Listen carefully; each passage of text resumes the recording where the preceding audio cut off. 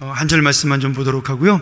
원래 오늘 말씀은 22절부터 33절까지의 말씀입니다.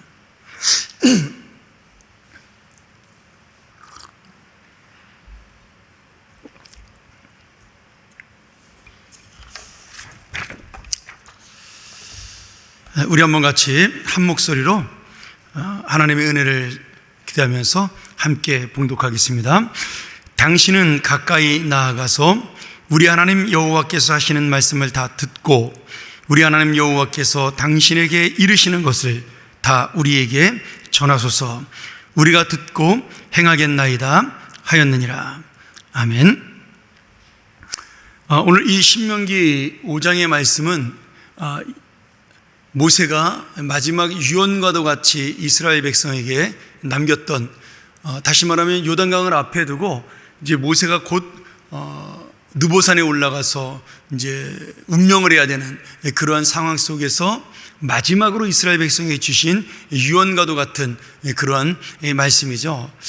이 신명기를 우리가 두 번째 율법 이렇게 해석을 합니다.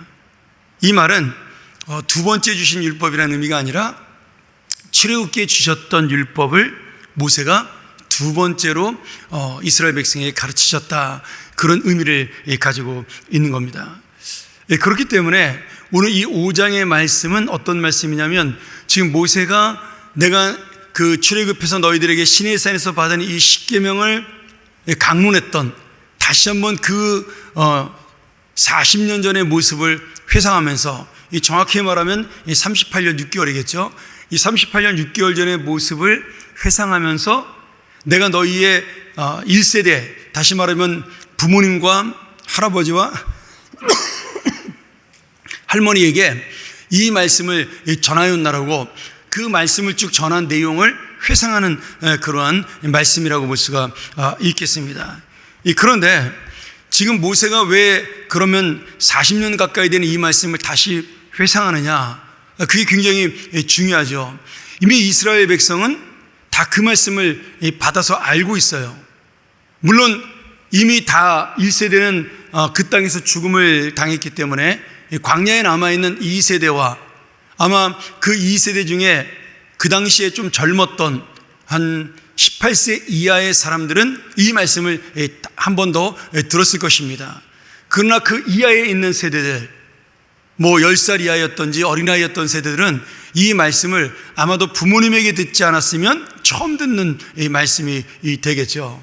그래서 모세는 지금 두 번 말씀을 똑같이 하는 것처럼 보이지만 그 40년 전에 그 모습을 그대로 회상하면서 똑같은 말씀을 이스라엘 백성에게 주지만 듣는 이스라엘 백성들은 처음 듣는 그런 말씀이 되는 그런 내용입니다. 특별히 오늘 말씀 우리가 읽었던 그 22절, 27절은 그 22절부터 32절의 말씀을 요약하는 말씀이기도 한데요. 십계명을 하나님께서 주시고 모세가 그 십계명을 해석하면서 마지막 결론으로 주시는 말씀이다, 이렇게 볼 수가 있습니다. 자, 우리가 읽지는 않았지만 28절에 보면 하나님께서는 우리 모든 하나님의 백성들이 되도록 복을 받는 백성이 되기를 원하십니다. 그러면 어떻게 해야 이 영원한 복을 받을 수가 있느냐? 우리가 읽은 27절의 말씀을 행하는 거죠. 우리가 듣고 행하겠습니다. 이것이 바로 하나님께서는 우리에게 주시는 복을 받는 비결이다, 이렇게 말씀합니다.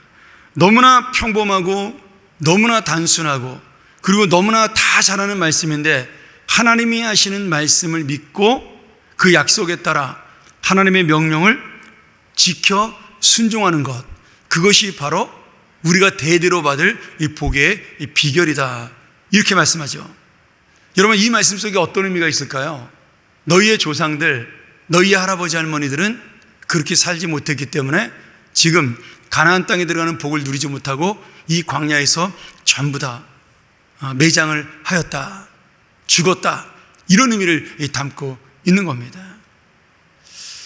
29절에 보면 너희들이 이와 같은 마음을 품어라.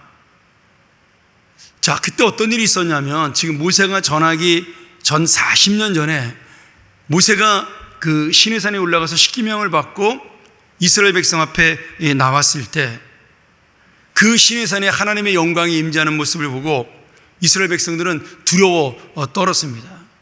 그래서 감히 하나님 앞에 나가지를 못하고 거룩한 하나님 앞에 서면 자신들이 죽을까 두려워서 하나님을 직접 대면하지 않고 모세에게 부탁을 하죠.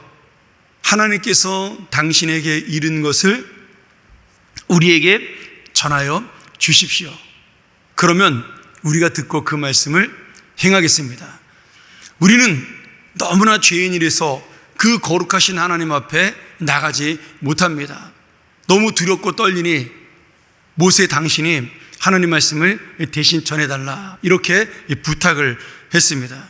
그러면서 당신이 전하는 그 말씀, 하나님의 그 대언하신 말씀을 내가 다 듣고 순종하겠습니다 이렇게 고백을 한 거죠.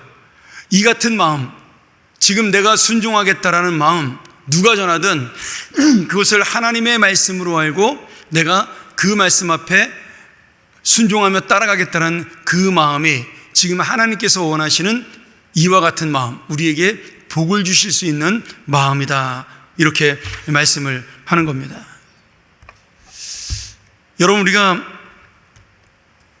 이 말씀을 바라보면서 지금 이 말씀을 듣는 대상에 대한 고민을 할 수 있어야 돼요. 지금 이 출애굽 2세대는 아버지와 할아버지가 애굽에서 노예 생활에서 해방을 얻고 하나님의 구원을 얻었지만 그들의 마지막 목적지였던 그 소원이었던 가나안 땅에 들어가지 못하고 죽는 모습을 날마다 장사를 지내면서 보았던 그러한 세대입니다. 아마도 이 200만 명, 거의 60만 명이나 되는 사람이 200만 명 중에서 그 당시 성인이었던 사람이 우리가 보통 60만 명이라고 추산한다면 60만 명이 다 들어가지 못하고 갈렙과 여호수아를 제외한 나머지 사람들은 광야에서 죽는 모습을 지금 여기 이 말씀을 듣는 이 세대는 다 보고 목격을 하고 자라온 세대라는 거죠. 아마도 이 60만 명이 그 40년 동안 가나안 땅에 들어가지 못하고 광야에서 죽으려면 하루에 100번 이상의 장례를 치러야 그것이 가능합니다.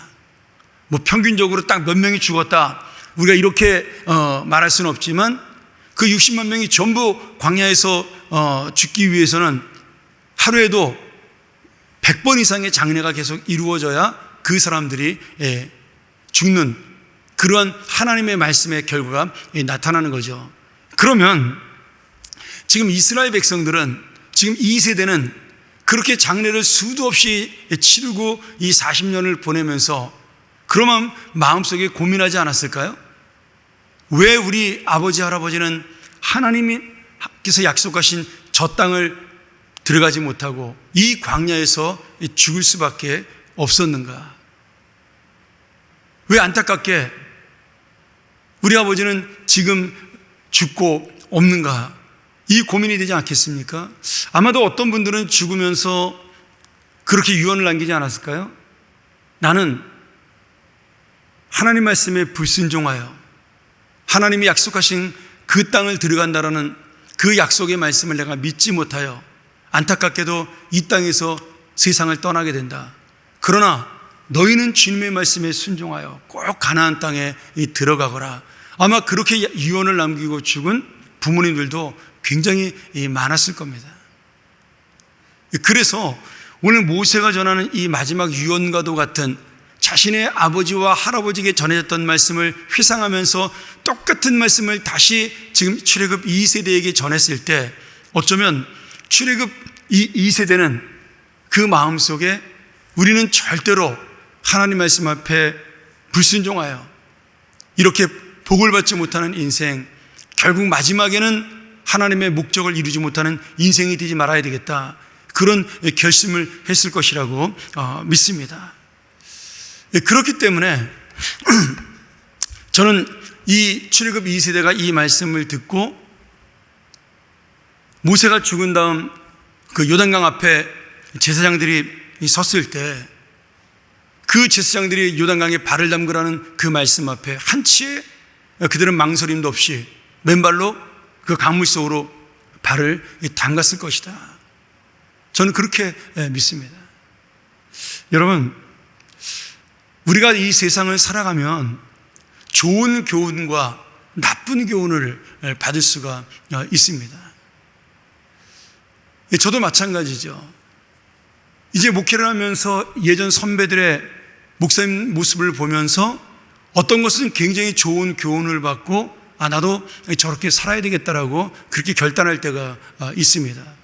한편으로는 인간적인 모습을 보면서 나는 절대로 저렇게 살지 말아야 되겠다, 그렇게 반대적인 교훈을 얻는 경우도 있습니다. 물론 그렇다고 해서 우리가 좋은 길로만 따라가는 사람이 되는 것은 결코 아니에요. 그것은 쉬운 게 아닙니다. 그들이 광야 40년 동안 날마다 기적을 경험하면서도 이스라엘 백성들은 순종하지 못했어요. 끝까지 감사하지 못했습니다. 결국 그 감사와 순종하지 못하는 그 결과가 그들의 목적지인 가나안 땅을 들어가지 못하는 그러한 하나님의 징계였죠. 여러분, 사실 진리는 너무나 단순해요. 옳은 길은 누구나 다 아는 길입니다. 이렇게 살면 안 되고 이렇게 살아야 된다는 것을 세상에 모르는 사람은 거의 없습니다. 악한 일을 하는 사람들조차도 그 일을 악한 일이라고 알고 행하는 겁니다. 이 세상의 지도자들이나 아니면 저 밑바닥에 사는 인생들이나 다 똑같아요. 사람은 몰라서 그 죄를 저지르는 것이 아니라, 물론 그런 사람도 있겠지만 대다수의 사람들은, 특별히 우리가 아는 이것은 잘못된 것이야 라고 말하는 그 대부분은 전부 알고 저지르는 죄입니다. 근데 우리가 알면서도 그 죄의 길로 가는 모습이 우리 안에 있다라는 거죠. 누구나 할 수 있고 누구나 생각할 수 있고 누구나 쉬운 길인데 그 옳은 길을 가는 것이 사실은 어렵습니다. 아니, 내가 아는 대로 살면 되는데, 믿는 대로 살면 되는데, 여러분, 세상에 그렇게 어려운 인생이라는 것은 없는 거죠. 우리가 아시잖아요. 믿음대로 살아가는 게 얼마나 힘든 건지요. 그래서 모세는 지금 가나안 땅을 앞에 두고 다시 한번 절대 순종, 절대 감사, 그리고 하나님 앞에 절대 믿음을 가지라고 강조하고 또 강조하고 마지막 유언을 이렇게 안타깝게도 호소하면서 남기고 있는 거죠. 31절과 30절 우리가 읽진 않았으나 거기 보면 좌로나 우로나 치우치지 말아라. 여러분, 이 좌나 우가 뭐예요? 내 생각을 말하는 겁니다. 내 감정을 이야기하는 거예요. 내 지식을 말씀하는 겁니다. 내 경험을 이야기하는 거예요. 우리가 바라봐야 될 것은 그 좌나 우에 이 세상이 보여주는 가치와 내가 살아온 경험이 아니라 하나님이 말씀하시는 그 말씀이라는 사실, 그것이 바로 복을 받는 비결이라고 모세가 정말 수십 차례 강조를 하고 있습니다.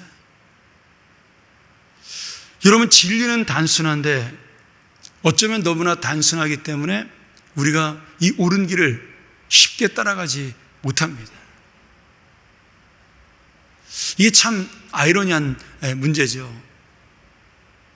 예를 들어 이런 겁니다. 어떤 환자가 죽을 병에 걸렸을 때 의사가 뭐라고 얘기하죠? 선생님, 밥 잘 먹고 운동하고 스트레스 안 받고 마음을 편히 가지세요. 이렇게 이야기를 합니다. 제가 그 특별수배기도 기간에 이제 기침이 자꾸 나오니까 감기 때문에 이 병원을 갔습니다. 근데 의사가 이렇게 저를 보면서 목사님, 잠 푹 주무셔야 됩니다. 물 많이 드시고요, 스트레스 받지 마시고, 저한테 약 많이 받지 마시고, 잘 주무시고 잘 쉬세요. 그렇게 말씀을 하는 거예요. 근데 제가 네 알겠습니다 선생님 그러고 나왔는데, 여러분 그 상황이 제가 잘 쉬고 스트레스 안 받고 편히 쉴 수 있는 상황인가요? 아니 새벽 기도를 매일 준비를 해야 되는데 현실이 말이 안 되잖아요 사실은. 그러니까 어떻게 보면 너무나 당연한 얘기를 하는데 그 당연한 얘기가 나한테는 너무나 어려운 현실인 겁니다. 어쩌면은 그런 거예요. 우리가 살아가는 인생, 하나님께서는 너무나 당연한 이야기를 하는데, 당연한 말씀을 우리에게 요청하시는데, 나는 지금 내 앞에 있는 현실이 너무 급한 겁니다. 눈에 보이는 게 너무 좋은 거예요. 그래서 그 너무나 당연한 말씀을 따라가지 못하는 거죠. 사랑하는 여러분, 순종은 누구나 할 수 있는 길입니다. 그런데 아무나 순종하지 못합니다. 누구에게나 그 길이 열려 있지만 아무나 그 길을 가지는 못합니다. 우리가 그 영화, 액션 영화 같은 거 보면은 왜 이렇게 인디아나 존스나 이런 거 보면 동굴이 여러 개가 이렇게 나오는, 어느 동굴을 가야 되는지 뭐 이런 영화들을 보면은 어떤 사람은 이 길을 택하고 어떤 사람은 저 길을 택합니다. 모든 사람이 한 길을 택하지 않아요. 그게 참 의문인 거죠. 누구에게나 이 길로 가면 더 좋은 게 있지 않을까, 저 길로 가면 더 나은 게 있지 않을까, 그렇게 생각을 합니다. 교회도 마찬가지예요. 우리가 새로운 사람을 만날 때마다 저 사람은 더 낫지 않을까, 그렇게 저희 마음속에 소망을 갖습니다. 또 그런 소망이 있어요. 우리가 새로운 걸 받아들이지 않습니까? 그런데 역시 시간이 지나면 다 비슷해지는 거죠. 제가 사역했던 교회에서 담임 목사님이 은퇴하시고 지난주부터 담임 목사님을 새로 청빙하는 교회가 있습니다. 근데 이제 가르쳤던 청년들이 이제 거기 한 분은 장로님이 됐고 여러 이제 형제들이 안수 집사가 돼서 청빙위원회가 됐더라고요. 그래서 제가 지난번에 한번 통화를 하면서 그 얘기를 했어요. 지금 계신 목사님이 뭐 100% 완전하진 못하니까 아마 당신들 마음속에는 다 더 좋은 목사님이 오기를 기대하고 더 나은 목사님이 있을 거라고 기대할 것이다. 그런데 사람은 다 비슷하고 다 똑같다. 여러분이 어떤 목사님이 와도 우리가 잘 순종해야 되겠다. 그런 마음을 품는 게 더 중요하다. 제가 감히 그렇게 좀 충고를 드렸어요. 여러분, 제 말이 맞지 않을까요? 결국 이 세상이 좋아진다라고 말하지만 시간이 지나면 다 똑같습니다. 우리가 결혼 생활해 보면 알잖아요. 살다 보면 다 비슷하잖아요. 그래서 정말 이 단순한 길인데 그 복받는 비결을 따라가는 게 너무나 어려운 겁니다. 우리 안에 뭐가 있어요? 이렇게 하면 조금 더 나은 세상이 오지 않을까, 이렇게 하면 조금 더 잘 사는 비결이 있지 않을까, 그런 우리 인간적인 생각이 항상 우리를 사로잡고 있는 겁니다.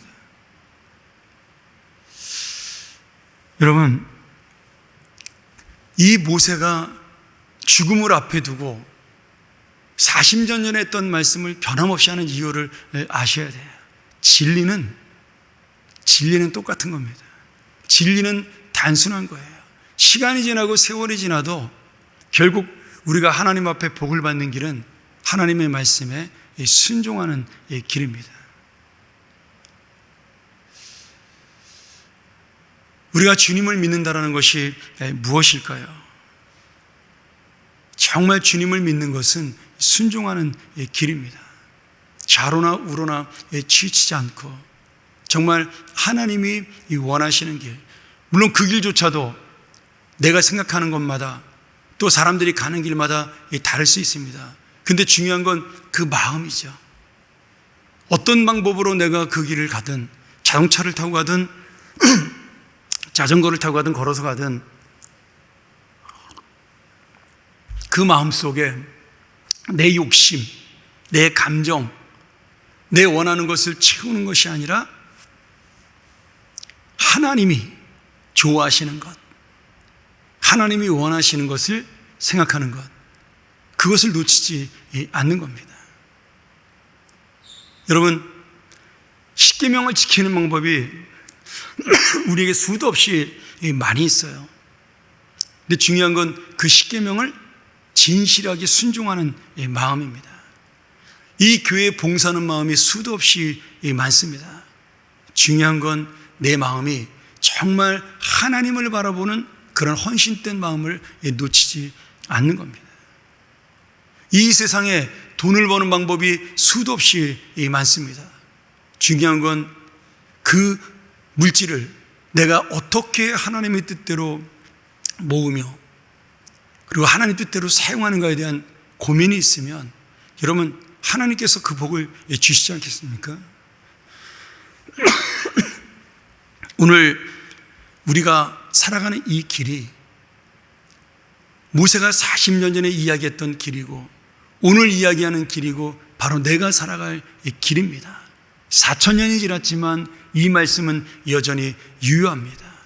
내가 이와 같은 마음, 당신이 말하는 대로 그대로 순종하겠다는 마음, 그 마음이 우리가 복을 받고 우리의 후손들이 대대로 이어질 복이라고 말씀하는 정말 변하지 않는 하나님의 말씀을 다시 한번 마음에 간직하면서 오늘 내가 가는 이 길이 정말 하나님이 원하시는 길인가 순종하며 내가 생각하는 내 마음이 하나님이 좋아하는 마음인가 다시 한번 생각하면서 여러분, 복을 받는 길로, 은혜를 받는 길로 좌로나 우로나 치우치지 아니하고 날마다 하나님 앞에 정말 순종하며 감사하며 말씀을 돌이키는 그런 귀한 복된 자의 삶이 되기를 간절히 축원합니다.